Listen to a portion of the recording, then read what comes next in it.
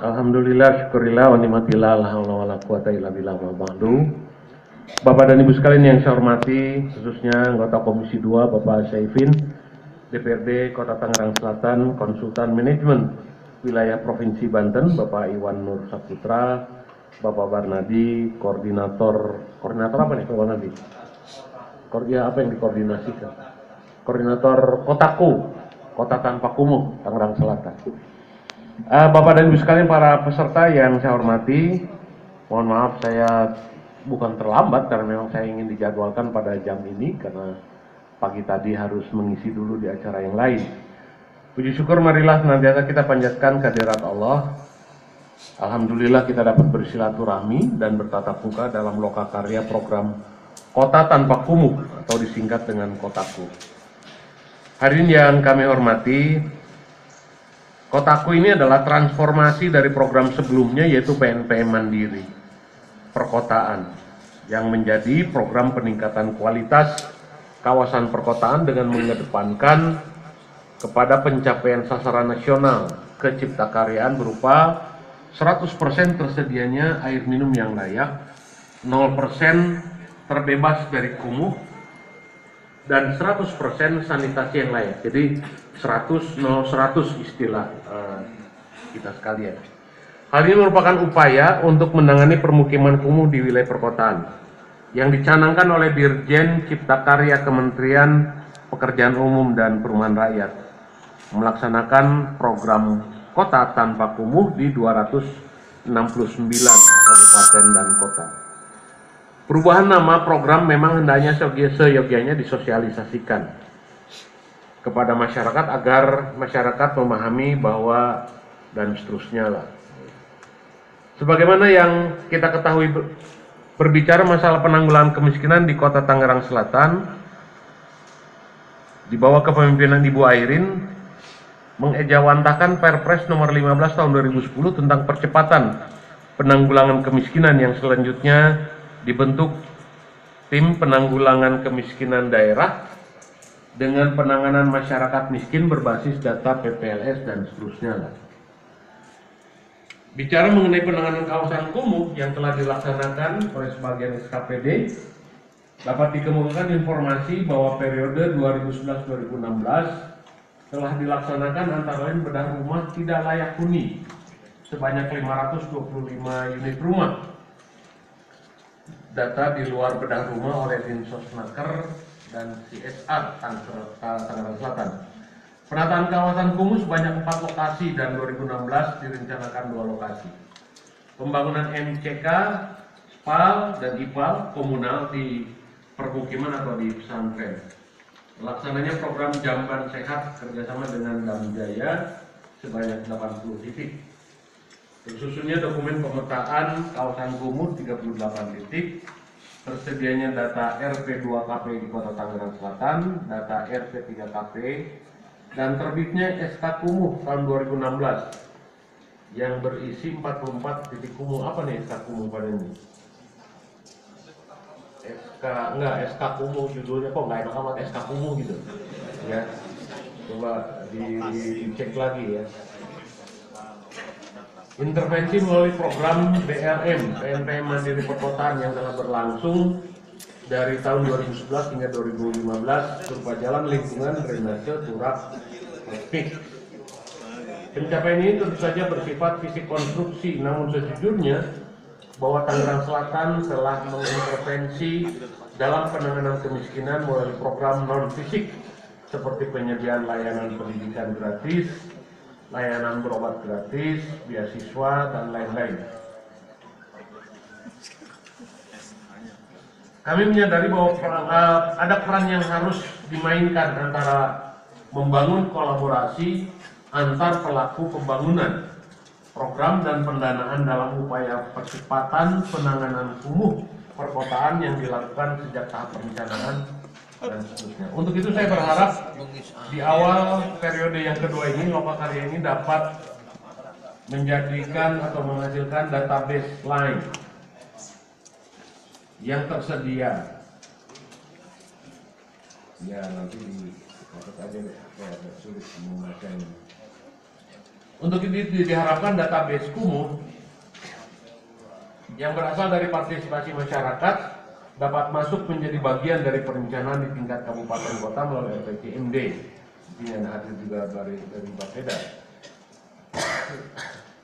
Kami sepakat bahwa untuk mengoptimalkan pendekatan pemberdayaan masyarakat sebagai strategi penanganan kawasan kumuh di Kota Tangerang Selatan, dengan mendorong kelompok masyarakat dan seterusnya, dengan memperhatikan indikator bidang keciptakaryaan seperti keteraturan bangunan, jalan lingkungan, drainase lingkungan, penyediaan air bersih atau air minum, pengelolaan persampahan, pengelolaan air limbah, pengamanan kebakaran, dan ruang terbuka publik.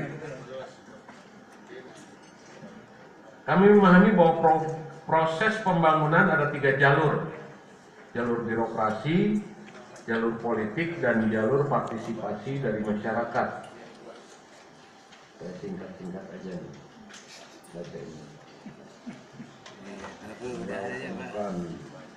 Begini, harus kalian saya hormati bahwa Tangerang Selatan ini wilayahnya kita tahu struktur pemerintahan berdasarkan dari kecamatan, kelurahan sampai sini ada lurah juga, RW dan RT.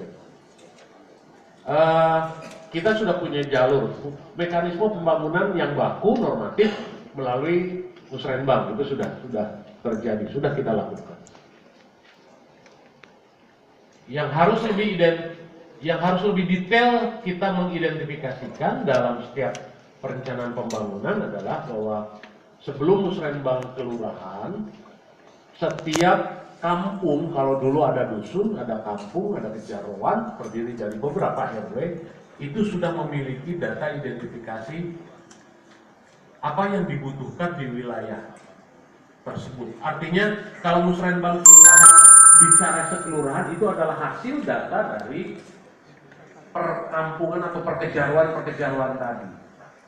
Titik kumuhnya di mana? Apa yang dibutuhkan dalam satu kejaruan misalnya? Apakah misalnya jalan, drainase, kemudian pemagaran makan, ruang terbuka hijau, pembangunan SD, penanggulangan kemiskinan, menciptakan lapangan kerja, pelatihan ini itu dan seterusnya. Yang kedua, bahwa pemerintah sadar tidak semua harus dilakukan oleh pemerintah kota termasuk di dalamnya. Ada bagian yang harus dilakukan oleh pihak yang lain, yaitu masyarakat dan pemangku kepentingan yang lain. Ya, kita sudah membentuk BKN, kita sudah memiliki kelompok swadaya masyarakat, tetapi saat beberapa waktu ke belakang jalannya agak tersendat terus terang, karena persoalan adalah dalam hibah yang disiapkan oleh pemerintah kota tidak bisa untuk fisik, sementara hadirnya BKM dan KSM ini justru untuk menangani pendekatan fisik oleh masyarakat itu sendiri. Jadi akhirnya terpaksa kemarin kami mencoba merekayasa sedemikian rupa pembangunan rumah kumuh yang tadi sudah disebutkan, jalan lingkungan yang setapak yang dulu kita lakukan melalui PNPM ini, kemarin disiasati, tenaga kerjanya melibatkan dari kelompok masyarakat miskin dikelola oleh BKM, tetapi bahan-bahan materialnya itu harus mengikuti tender dan lain-lain sebagainya. Beda pendekatan. Kalau dengan pendekatan pelelangan, karena ini bicara aturan, normatifnya. Karena kalau ini ditabrak, nanti akan salah semuanya begitu. Tetapi ini mengurangi volume karena harus ada keuntungan pemborong, diperhitungkan harus ada pajak-pajak yang harus masuk di dalam komponen biaya konstruksi tadi. Beda dengan pendekatan PM dulu, PNPM dulu. Kalau PNPM dulu kita ingin membangun jalan 1,5 meter, misalnya 2 meter kali larinya berapa meter gitu, 300 meter atau 500 meter. Uang ini dengan nilai yang sudah kita ukur itu kita serahkan semuanya kepada BKM, tidak ada pajak, tidak ada keuntungan pemborong, bahkan nilai yang X rupiah misalnya 100 juta itu bisa bertambah menjadi 120 juta karena ada partisipasi masyarakat. Nah, karena ada Permendagri nomor 13 tahun 2006 yang hibah boleh tapi tidak boleh untuk fisik lagi. Ini yang yang membuat kita agak sedikit terjadi kesenjangan. Tadi saya bilang ke Pak Sabihin Paden bahwa dalam Perda Perencanaan Pembangunan Bu Musni masukkan peran serta pelaku pembangunan melalui BKM dan KSM tadi, atau yang sekarang disebut dengan apa? Ya, forkot. Apapun namanya silakan. Ya, tapi jalur ini masukkan di dalam rancangan peraturan daerah tentang perencanaan pembangunan Pak Sabihin. Artinya kita dudukkan kembali partisipasi masyarakat melalui kegiatan ini. Peran pemerintah di sini bukan lagi kepada aspek teknis Pak Dendi, tetapi peran pemerintah di sini sebagai pendamping, fasilitatornya, pelaksanaannya kegiatan kita serahkan kepada kelompok masyarakat ini. Mau forkot, mau kotaku, mau KSM, mau BKM, apapun namanya silahkan. Tapi payungi ini di dalam rancangan peraturan daerah kita tentang perencanaan pembangunan. Bukan dalam konteks bahwa perencanaan input pembangunan itu dari Musrenbang, dari Reses Dewan, dari Musrenbang, dari mulai tingkat. Tapi ini sudah kepada pelaksanaan pembangunannya Pak. Jadi desainnya adalah Bu Musni dalam perda ini, saya berharap bahwa ini ada sejumlah kebutuhan pembangunan yang tadi per RW Pak Lurah. Pembangunan identifikasi satu kelurahan itu misalnya kan ada berapa RW Pak jadi di kelurahan Pak jadi? 9 RW kita bagi 3, ada 3 setingkat, kalau dulu disebut jaro ya, disebut ada 3 kejaruan dalam tanda petik, jangan bilang kejaruan kayak gitu. Ada 3 kejaruan. 3 kejaruan ini butuh uang 100 juta misalnya untuk drainase, untuk apalagi yang dibutuhkan oleh setingkat kejaruan itu kan. Kalau kita perkecil lokasinya, lokusnya sampai ke tingkat kejaruan, kebutuhannya nggak terlalu besar pastinya. Yang besar-besar nanti biarin oleh dinas. Tapi ini yang bisa disuadayakan kepada masyarakat, butuhnya 100 juta. Di 3 kejaruan tadi butuh 300 juta. Sekecamatan atau se-Tangerang Selatan kita butuh 15 miliar misalnya untuk mengintervensi. Ini kegiatan-kegiatan yang sekedar gorong-gorong lumpur, ada lumpur, saluran air ada sampah, ada segala rupa, sudah digotong royongkan saja oleh BKN. Tetapi polanya Bu Musni ini coba dicantumkan dulu, punya payungnya dulu. Di perencanaan pembangunan, polanya kayak dulu PNPM deh. Tapi sekarang coba kita wadahi di dalam peraturan daerah perencanaan pembangunan. Ini mungkin input baru, nanti Pak Caipin bisa kita diskusikan dengan teman-teman pansus ya yang sedang menggodok ya Bu Musni ya. Raperda ini kan sedang digodok ya. Coba ini diskusikan bagaimana memberikan payung hukum yang kuat sehingga kami bisa nantinya ada bagian pekerjaan yang membutuhkan alat berat, pekerjaan yang membutuhkan konstruksi fisik, yang butuh insinyurnya yang sekolahnya bisa bertahun-tahun begitu kan, udah biarin deh itu dikerjain dinas.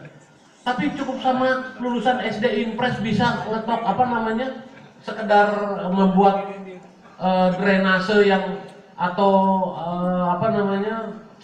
jalan lingkungan yang cuman pakai konblok. Itu kan nggak perlu sampai insinyur ITB, S2, S3 segala rupa gitu loh. Cukup sama masyarakat di lingkungan situ. Ya sudah, itu kerjakan saja gitu oleh masyarakat. Pagar, memagar